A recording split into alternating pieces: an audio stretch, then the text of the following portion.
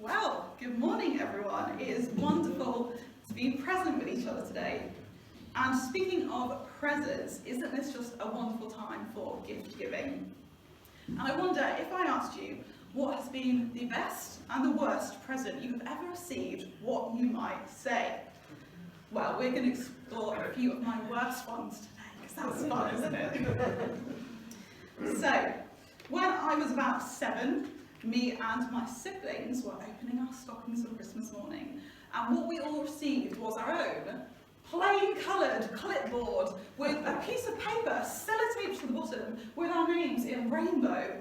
And you can be assured that as teenagers we all looked upon this memory with disgust at this terrible gift. Goodness sake, Santa.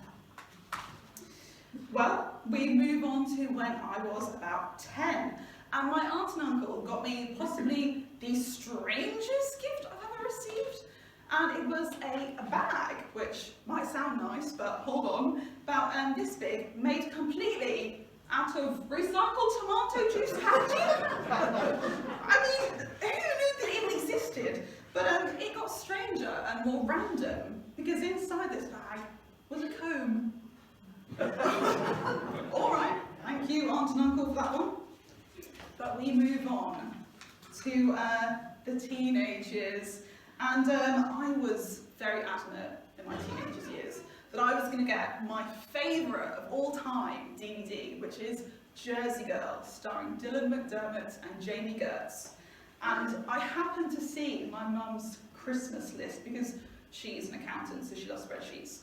So she had the list of presents out, and I saw Jersey Girls on there ticked off, so I was assured I was going to be getting this on Christmas morning.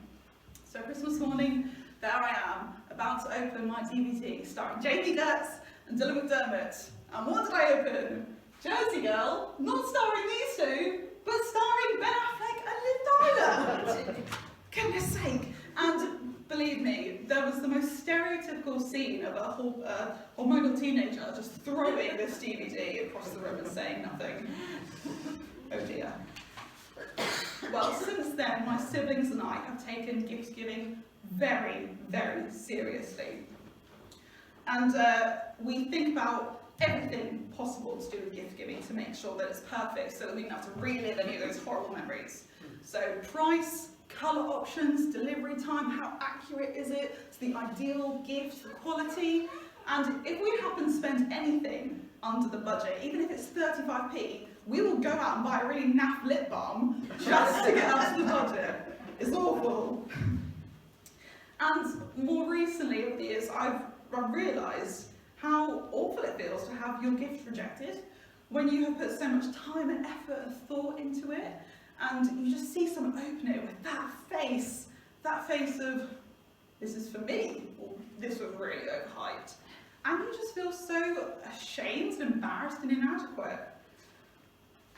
Well, on reflection of my attitude towards gift giving, I have learned 3 things.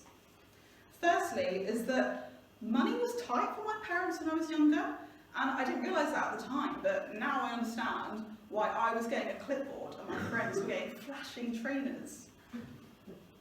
Secondly, I very openly joked to people about the tomato bag and the comb from my aunt and uncle, but not once in my life have I ever wished them a Merry Christmas. And finally, my beloved Jersey Girl is only available in Region 1, so it's not playable in the UK. So when I then bought it for myself for about £15, I would put it into my laptop and I would find a way to flick it over to Region 1 and 2, and after a while it refused to do that again, so I haven't watched Jersey Girl in many, many years. But Christmas is a time of gift giving, and we each give each other presents to show appreciation in a physical way, which is a reflection of the gift of Jesus. Jesus came to us as a physical being, not as a mighty giant, but as an infant. He is a king who came as a servant. He came as a gift, like we read earlier. For us a child is born, to us a son is given. Jesus is all about Christmas. Christmas is about Jesus. It's about the birth of Christ. It's the start of his earthly life of teaching and healing and loving, knowing and challenging and miracle working. And it's all leading up to his ultimate sacrifice for us.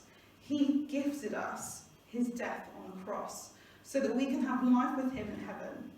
He gifted us forgiveness for our sins so that we may live in freedom. He gifted us a relationship with him today because he loves us.